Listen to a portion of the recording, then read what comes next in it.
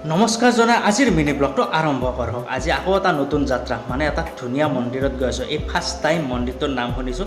ভাইটি ক'লে দাদা এটা ধুনীয়া মন্দিৰ আছে, বলক কৈছে। মই অলপ ব'লা যাওঁ বাৰু চাই আহোঁ। ভাইটি আৰু মই গৈ আছোঁ বাইকত, আৰু মানুহজনী আৰু ভণ্টি গৈছে বেটাৰী গাড়ীত। মানে ভাইটিহঁতৰ ৰুমৰ পৰা বেছি দূৰ নহয়।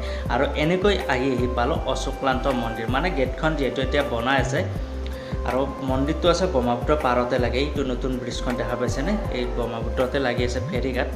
আৰু বলক কৈছে এতিয়া চিৰি বগাই যাব লাগিব ওপৰলৈ যাওঁ, আৰু কিনো আছে আপোনালোকক দেখাওঁ, ময়ো চাওঁ, হয় নে নহয়? নতুন এটা অভিজ্ঞতা ময়ো লওঁ। আপোনালোকক ভিডিঅ'ৰ যোগেদিও আহিব পাৰিব, চাব পাৰিব ক'তনো আছে এই মন্দিৰটো। এইটো নৰ্থ গুৱাহাটীতে আছে, আমিন গাঁৱৰ দি আহিব লাগে যিহেতু।